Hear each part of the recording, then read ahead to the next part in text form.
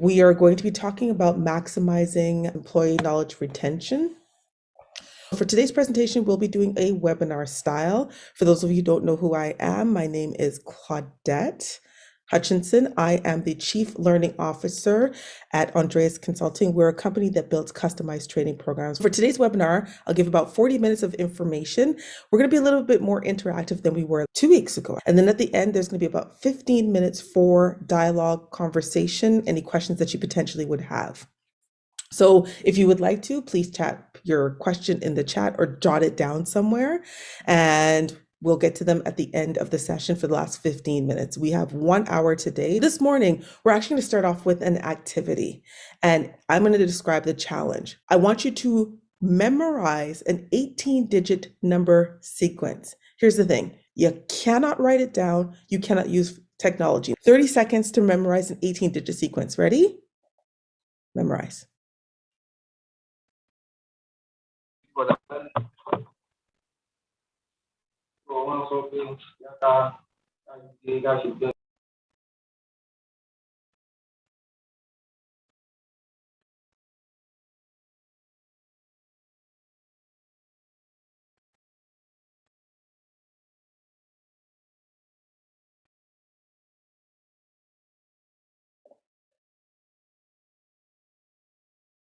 You had 30 seconds to memorize the number that you just saw. Now, what I need you to do is to either grab a piece of paper or a pen, and I'm going to get you to try to write down the 18-digit number in order with no errors. Or if you've got your cell phone, you can try to type in this 18-digit number, and you've got 30 seconds to do it. So ready? In the chat, I would like you to type from a scale of 1 to 10, 1 feeling not so good, 10 feeling, I know I got all 18 numbers. Type in the chat what number you felt that you did.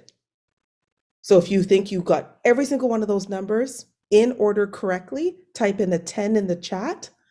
And if you feel that you didn't, maybe get every single one of those 18 digits, rank yourself and type it in the chat, and we'll give you a second to do that.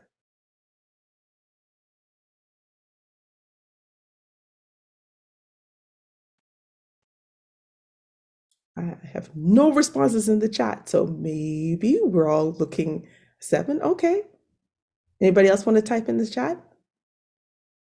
And for those of you who didn't quite catch the activity, don't worry. We're going to go through it a second time, but a little bit differently. Normally, when I give this activity, no one, unless they've got photographic memory or they are a mathematician of some sort who loves statistics, is able to recall all 18 numbers, feeling 100% comfortable doing that. The fix, which was going to lead us into the first of our objectives, which is going to be identifying content for encoding to maximize memory stickiness. This is the original number that I gave. And I'm going to give you a clue to help you make it stick. There are 4 seasons in a year. There are 12 months. For the rest, let's figure it out together. If we tie this all to a calendar, it's easier to remember the number because there's 52 weeks in a year. You've got 7 days in a week. There's 24 hours in a day. There are 60 minutes in an hour. There's 60 seconds in a minute. There are 31 days on the calendar. There's 30 days on the calendar. There's 28 days on the calendar. So I'm going to go through that one more time. If I tell you this is tied to calendar or dates and time, then there's 4 seasons in a year, 12 months, 52 weeks, 7 days, 24 hours in a day, 60 minutes in an hour, 60 seconds in a minute, 31 days on the calendar, 30 days on the calendar, 28 days on the calendar. So what I want you to do is I want you to write down the 18 digits in order with no errors in the same 30 seconds. So, ready? Write it out.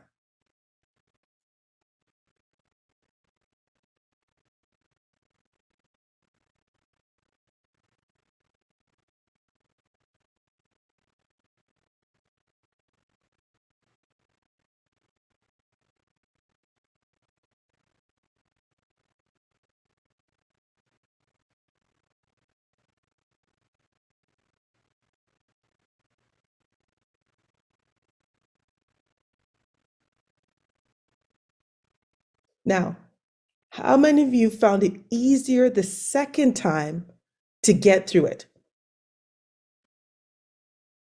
Did anybody find it harder to get to it? If you found it harder to get to it, do you mind either typing in the chat that you found it harder once you had the tip, or did you find it easier? So either type the word harder if you found it harder, or easier if you found it easier.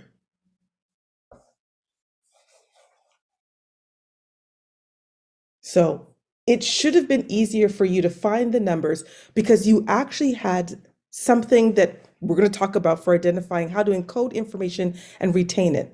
Our brains are very much like a computer. And one of the things that we want to be able to do is if we pull forward existing information when we're designing or developing content, or we get our learners to pull forth in existing information, then it's a lot easier for them to do this first technique in learning what to encode, which is called retrieval practice and chunking.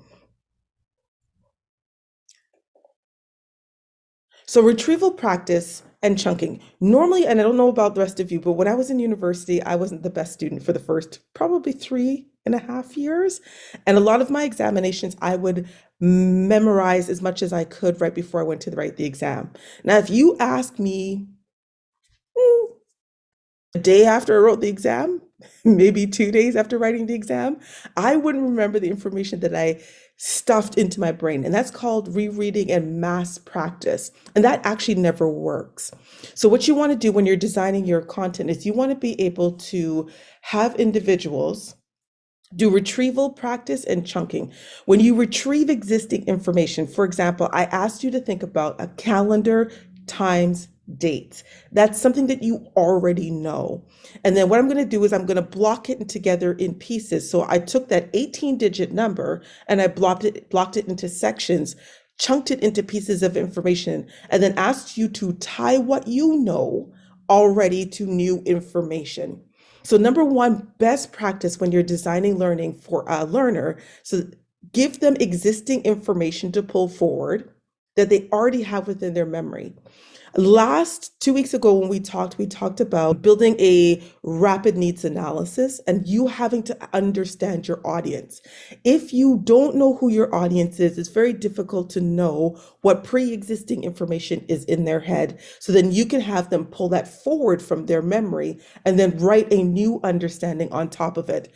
So you do need to know who your audience is, and then you can get them to practice retrieval, and then you chunk down the information and they rewrite it back in their brain, making it easier for them to know the information that you want them to retain and retain it longer. If I 20 minutes from now do the exact same activity, it will probably be easier for you to memorize the 18-digit number because now in your head you do know that there are 4 seasons.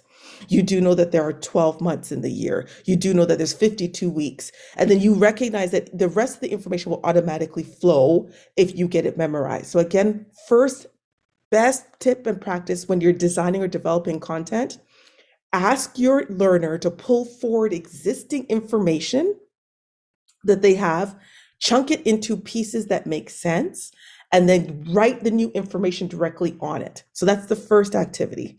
Now, once you have retrieval and chunking, one of the best tips and practices for knowledge retention, it's not enough. The second thing we need to consider is that there's a statement that we used to say, or an acronym that people used to say, or a statement that says you can lead a horse to water and but you cannot make him drink. In this one, we're going to say you can lead a person to knowledge, but you cannot make him or her think. So what you have to understand is that learning results from what the student does, or what the student thinks, and only from what they do or think. Our responsibility as teachers, designers, is really, we're only influencing the students so that they can do what needs to be done so they can learn. So what you want to be able to do is help the students organize the knowledge that they have so that they can learn and apply what they have learned and apply it. So that's the second piece. In order to help students organize their information, what you need to understand is not content is king, context is king. So when we are trying to memorize the 18-digit number, as I said, you want to pull from their mental memory, your employee's mental memory, some existing piece of information that they could put context around an idea. Now, I can't give specifics for each of every industry that you specifically work in. I can only give generalities, but you'd want to think about, for example, if you're in banking, you want to have a basic understanding. You would hope every single one of your banking employees has a basic understanding of currency or money. You would then, if you're building or designing a course, you want to start with a basic concept of, for example, saving and spending or paying a bill. This is a basic concept that people would understand. And then the context around it would be helping people understand, for maybe if you're in the finance world, accounts receivable, accounts payable. Then you build on that concept. Or you would want to think about in engineering, manufacturing, right? If you bake, if you cook, there's an order that you would have to put the ingredients in to make sure that the food comes out right. And so you'd want to be able to start with that basic understanding that is everybody in your audience a cook? And then if everybody, oh, sorry, my mouse had hit the mouse. If everybody is a cook, then and everybody understands following a recipe. One of the easiest things about that is that then you can understand in a manufacturing perspective that you have to put things in a very specific sequence in order for it to turn out right. Then you would give them the context, and when you're designing or developing, you would give them the context first of if you can bake or if you know how to cook from a recipe. As a Black individual, we usually throw in a dash of this and a pinch of that. That's how we've learned how to cook, but sometimes we do follow a recipe. And if we do follow a recipe, people then understand if you forget the salt, for example, we have something that I'm a Jamaican, we make dumplings, which is sort of a doughy thing that you can eat with your food. Well, if you forget the salt or over salt it, it doesn't taste right. So I can explain that to an audience of manufacturers who are all used to cooking a cake or some kind of doughy substance. And then they would all immediately understand if you add too much of something or take away, then you can explain to them when you're on your manufacturing plant, if you forget to put a screw where you're supposed to put it, that's where the problem is. So now between retrieving information about how to bake or cook something, chunk it together. You're following the recipe in order. You're going to mix the dries, you're going to mix the wets. They're going to be separate, then put them together. So that's the chunking aspect. And then I can tell them the context of like how you bake is what you would need to do on a manufacturing line. Certain things go together first, some things go together second. They can put that together. Now, we've got the two techniques for encoding for maximizing stickiness, retrieval and chunking, and then context, which is king, but every king has a queen. So I'm going to give you another challenge. We have all been invited to a party, to a city that we've never been to. And what we want to do is we need to memorize in 1 minute some instructions. And then I, as your partner, I'm going to ask you a group of questions, and I want you to type in the chat the answers. So here's the instructions. Read it.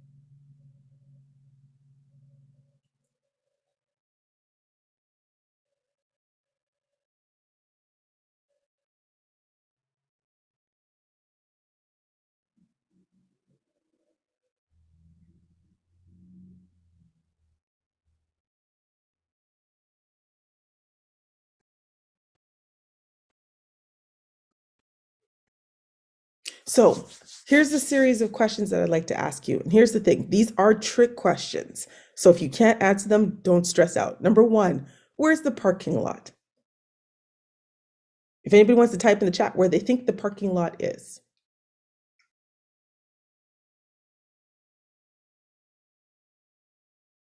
And I don't expect to get an answer. Where are the rented cars? What do you have to pass to get out of the parking lot? Now, every question that I'm about to ask, or every question that you see on the screen right now, you cannot actually answer. So, what's the point to this? If I gave you the image on the screen right now, take a look at it, and you've got 60 seconds to stare at it and memorize it.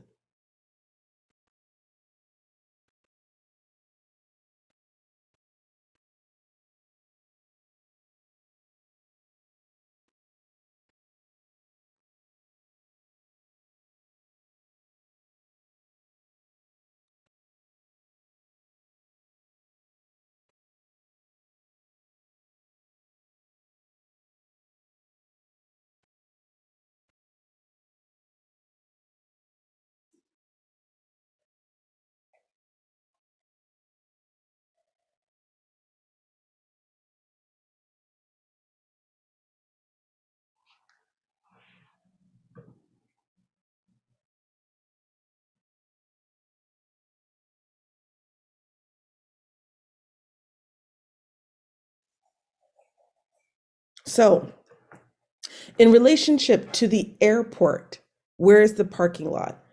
And immediately, if you've just stared at that image, you could probably figure out that it's literally you go out the airport, you've got the rental cars, you've got the parking lot. Because you have this visual image, you can now answer those 7 questions that are there. It becomes so much easier. So the third thing you want to do when you're identifying how to maximize information is you want to make sure that you're giving people the right visuals and text to help the student or your employee see the big picture.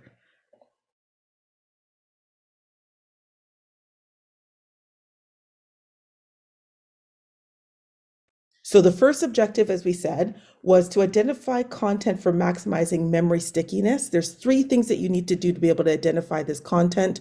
Number one, you want to be able to identify what you want to retrieve from your learner's mind, from your employee's mind when you're designing development, and then chunking it together in bite-sized pieces. The second thing you want to do is you want to make sure that you have your context, which is king. So, what is the context in which you are speaking about? So, it's easy for them to retain the information. And then you want to give them the right visuals and text to ensure that they see the big picture of the situation. So, those are the 3 ways to identify maximizing the pieces of information that you need. Identify existing information that they know so that they can retrieve it and add the new information that you want them to know. And then you're going to chunk it together in bite-sized pieces. And that's the first activity that we did. Then the second thing again is you want to put it in the right context. So I would not give, for example, if I'm doing a manufacturing example, I might talk about cooking and baking as a retrieval and chunking. Put it in the context of you need to follow a recipe. So you have to manufacture the product that you're building in the right process and right order. And then I would want to give them the visualization of where they're going. So maybe I want to give them a schematic of what the product looks like. I want to give them images with the parts and what order they go into with a numbering system or with a descriptor. And that's how you ensure that individuals, your employees, are maximizing their knowledge retention when you're designing and developing.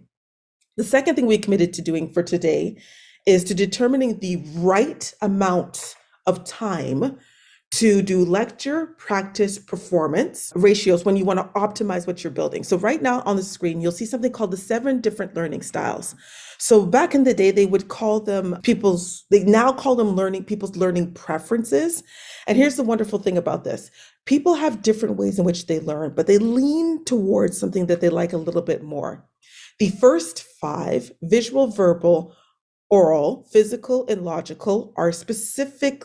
You can have a mix and match of it. The bottom 2, social and solitary, are how people interact with other individuals.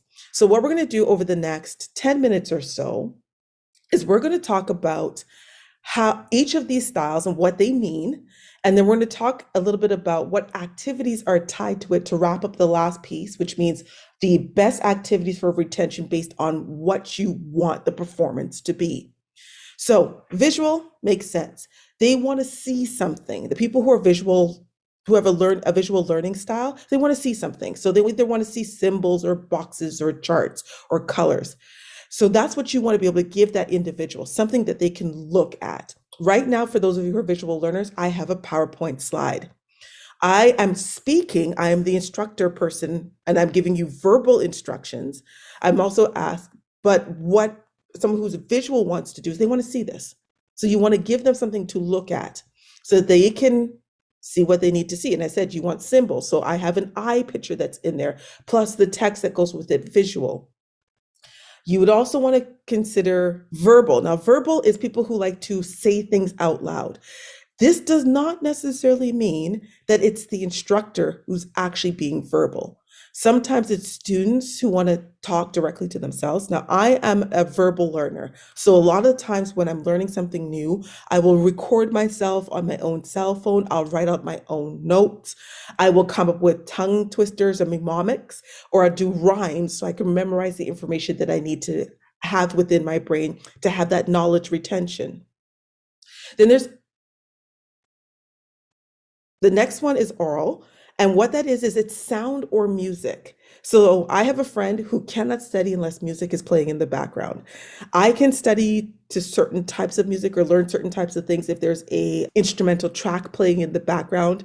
They've done a lot of meta research and metadata on how individuals, if there's music playing in the background, they can learn or memorize information better if there's soft sounds and certain types of frequencies of music. This is also the group that loves oral sound or spoken instruction. So this is the group that would want to actually hear the teacher talking. The next group is physical. This is the hands-on practice. So these are the people who like to touch things, they like to use their body, they want to do, they want to move, they want to build things. They're very tactile individuals. And then the next group of learning styles is people who are logical. They ask questions. So they want to have the full understanding of what's happening in the particular situation. And they want to be able to, so what you want to, they literally just need to ask questions. What is this? What does that do? How does this work? Why do we do this? That's your logical group. And then the last two of the different learning styles is the type of environment that you want to be in. A social environment or is a person who wants to learn in a group setting. And then a solitary person is a person who likes to learn by themselves. Makes perfectly good sense. Now, how do you tie this to how much time should you be spent lecturing, practicing, and performance? So 2 weeks ago, we talked about your training needs analysis and how it's important to do a quick one to understand your ABCDs, your audience, what behavior you want to see, the condition, and the degree. Your audience, if you understand who they are, then you know how to design your content appropriately to get the right ratios. So here's what I normally say. If you don't know who your audience is, then you want 1/3 of the time to be lecture, 2/3 of the time to be broken into between practice and performance. But if your audience is primarily physical, for example, if their job is for them to do packing in a manufacturing plant, lecturing on how to pick up a box properly, you probably need 10 minutes. The rest, if you have a 1 hour course on proper physical anatomy when lifting up heavy boxes or operating a forklift, you can talk about it for maybe 10 minutes. The last 50 should be spent on the physical activity, getting them in front of different boxes of different sizes. So when you're looking at your audience, think one of these groups, only one out of all of them, are really about lecture style. Everything else is about practical application for the employee. So you want to lean it more towards them. This goes against a lot of facilitators and people who love to talk because we want to give information overload and we always think it's giving this direction. Very similar to the activity that I'm doing right now. I'm talking a lot. But what you want to be able to do when you're actually building your training is information given to your students should be in bite-sized pieces, but then you want to get them practicing the skill and performing it to the level or standard that is the best level of standard that you've defined according to your training needs analysis. So these are the 7 different types of learning styles. Now, the last thing I'm going to cover in the last minute is the best activities, and you're going to get this slide as well, or this presentation. So if you have a visual learner, the best thing you'd want to do for them is get them to read things or look at images. If you have a verbal learner, you want them to have an opportunity to either dictate their notes write out their notes, come up with their own mnemonics or tongue twisters or their own rhymes. And you want to give them the time in the class to actually do this. If you have an oral learner, then you want to have them spoken at. That's where you would actually have your lecture time. Physical, as I said, let them do something, build it, touch it, move it, hands on. They're tactile learners. So if it is, for example, you're teaching people how to use a computer, put them in front of the computer and let them build something. If you're teaching somebody how to use Excel or Word, get them to type in a document. Those are the types of things that you'd want to do. You also would want to have potentially, if the more tactile you have, the better it would be for a physical learner. Logical, let them ask the questions. And if they come up with a list of questions, then you give them discovery type activities like classifying or categorizing or analyzing a pattern, and then getting them to ask the questions and answering the questions themselves. So you would give them the list of resources that they need, and then they would go start classifying pieces and putting it together. The last two are the environment in which you want to set it up. So for people who are social learners, you want to have brainstorming activities, group assignment activities. And then the last one for solitary learners, you want to give opportunities for them to do things like journaling or self-reflective activities, giving them some silent time. The challenge with any of the training that we build is this. Every single solitary person who's going to be in that room, they all have their own set mix of these different types of learning preferences, learning styles. And so the biggest challenge that we normally face is that you're trying to accommodate for each person in the room. And it's extremely difficult to do. I understand. But what you want to be able to do when you're accommodating for these different types of individuals is that you want to give a little bit of everything. So in this particular example, because we're doing webinar style, it's a little bit different than when you're designing and developing a class facilitation or an e-learning module, but you want to include everything in there. So for example, if I'm building an e-learning course, I will have visuals. I will have images that are relative to what it is that I want them to understand. You want to make sure that if you're giving visuals and you're giving text, if you're giving images, make sure they're actually relevant to the content that you're speaking about. For example, if I'm going to teach somebody how to I'm going to pick something fairly simple. If I wanted to teach all of you about identifying gaps, and you're trying to figure out the gap that a employee has between what they're supposed to be performing at and what they're actually doing. So if we're having a performance gap, and I'm actually specifically talking to instructional designers, and I want to teach you about performance gap, then I'm not going to show a picture of a cat or a dog looking cute. I'm not going to show a picture of the skyline because that doesn't make any sense. What I might show a picture of is two rocks and somebody trying to get from one end to the other. I might actually just show a picture of a gap or a chasm. That actually makes more sense. So you want your visuals to actually relate to the content that you're talking about. And if the performance requirement is, I need you to identify the gap, then I would say, here's one side of where you want your learner to be. And that visualization might be, of course, as I said, like a gap or two boulders aside, away from each other. In the boulder, the text that I would put in place is what the performance looks like. So you're looking for, are they not doing their job in a timely manner? Do they have obstacles that are related to performance as it relates to the technology that they're using? So that boulder would have words that associate with what I'm trying to teach you. Where they're going to go is that they're finishing the product. On the other boulder, I have text, finishing their task in the appropriate time, that they are producing the expected results with little to no errors. And that text on top of that image of a boulder would make more sense. So when you're using your visuals, and you're making sure that you're building these visuals, whether it's e-learning, physical classroom course, in your PowerPoint presentations or Prezi presentations or Keynote, whatever tool you choose to use, pick visuals that make sense, pick text that makes sense so that a visual learner can look at it and see it and understand it. If you are going to give a verbal person an opportunity, then you'd want to stop and get them to write down their own notes, or you want to give them an opportunity to dictate their own notes during the class, write a mnemonic, write a tongue twister, come up with their own rhyme. You would build that time into your actual design. And now, not everybody's going to appreciate it, so you have to sort of keep the time balanced. If you were able to do a training needs analysis and understood your audience in detail and understood when you're asking, for example, what type of student will be taking this particular course, and you find that maybe for the job in and of itself, most of the people are verbal learners, because if you can ask that, that'd be fantastic. Then you know that you can give more time. But if you don't know, then you sort of want to balance this all out.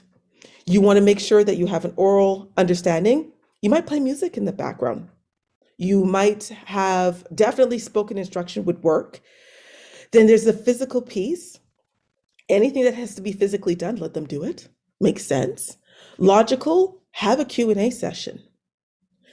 If you are really trying to be effective with your training and development, have your Q&A session throughout the entire session. So for this, we can't because it's webinar style, but you can leave it towards the end.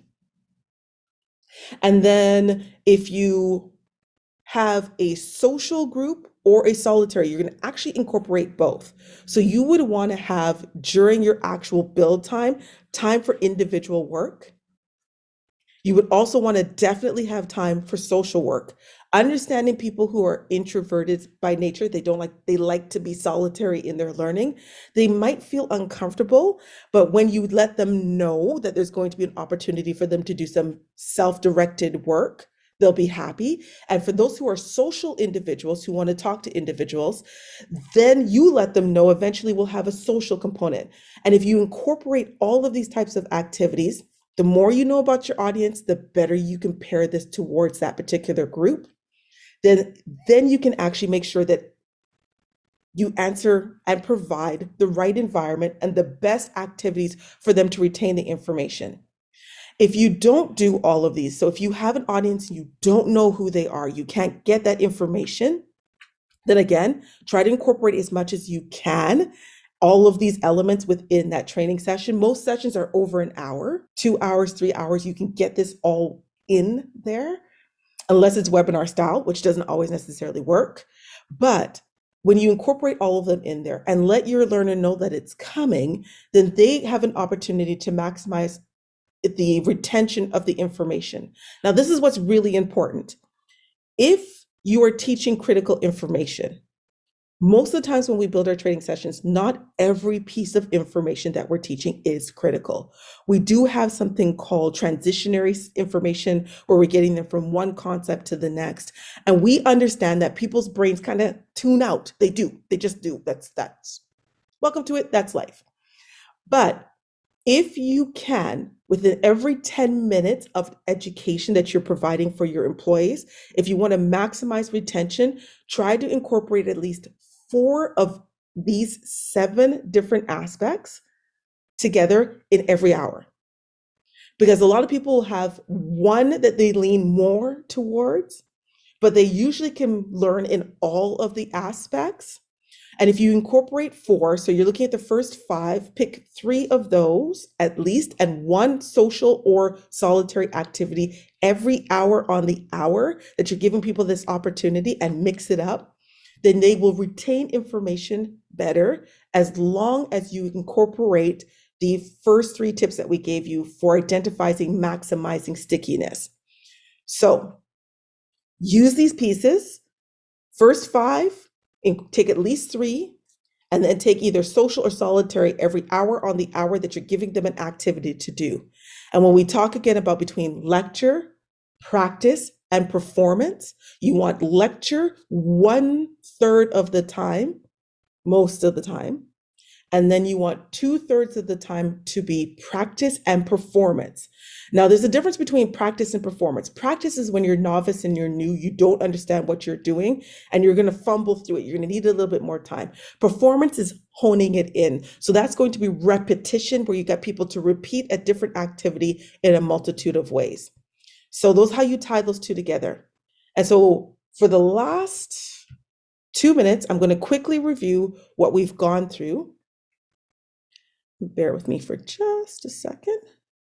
So, first thing that you want to do for identifying content to maximize memory stickiness, you want to do retrieval practice. Get your learner, your employee, whatever you want to call that individual who's learning new content when you're going to design it and you're developing it, give them an opportunity to retrieve existing information. You're going to chunk it together, the new information. So you have old information that they're pulling up. You're going to chunk it together with the new information. And that's one of the ways to maximize stickiness. The next thing you want to be able to do is understand the context in which they are learning is king. So give them the appropriate context and to learn the information. So for example, the one for those of you who weren't here at the beginning, we did an 18-digit number that needed to be memorized. Then I gave you retrieval, calendar, dates, and time. And then I explained to you that you're going to memorize that information. The context, once you had that context of calendar, date, and time, it became easier for you to memorize that 18-digit number. Another example that I gave was in a manufacturing plant, you might want to start off with retrieving how do you cook a particular meal, a favorite meal, or talk about something that's common for everybody in the room. If everybody's baked something or made some food, have followed a recipe, and you can ask students in the class at that moment, has anybody ever cooked before following a recipe? Hands. You have that opportunity to put that out there, find out if they know it, and then you can talk about how recipes work. If you do it during your training needs analysis, you know this works already. And then the last thing you want to do when identifying is you want to give people visualization and the visuals and the right text so they can see the bigger picture. Then we are talking about, in order to determine the best ratio for lecture, practice, and performance, you will have to understand the different types of learning styles that exist. Only one of these is actually leaning towards an actual lecture style. Everything else is leaning towards either performance or practice. And so you want to leave it, if you don't know who your audience is, then you want to lean it towards, as I said, 1/3 lecture style for the time, 2/3 practice and retrieval, unless, of course, it's webinar style.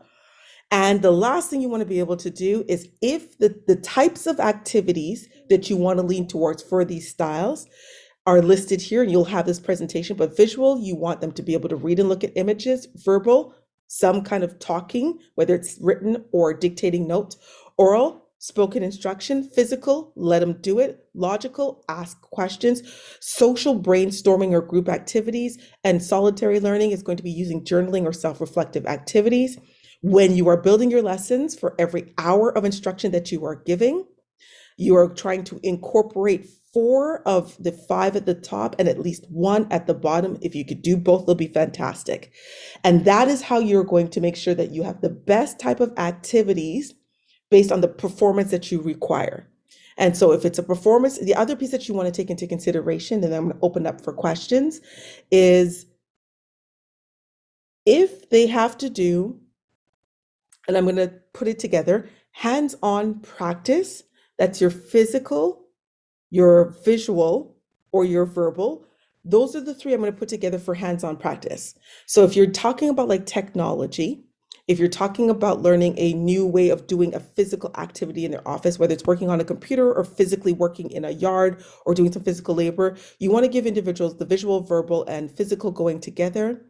If it's information that you're just giving an individual for memorization, because some of our training lessons is just an information download, then oral and logical are probably the 2 that you want to put together. If you have a combination, then again, as I said, pick 4 out of the first top 5, and then pick a way for it to be reinforced through social or solitary learning. And that is maximizing employee knowledge retention. So if you have any questions, feel free to type them in the chat.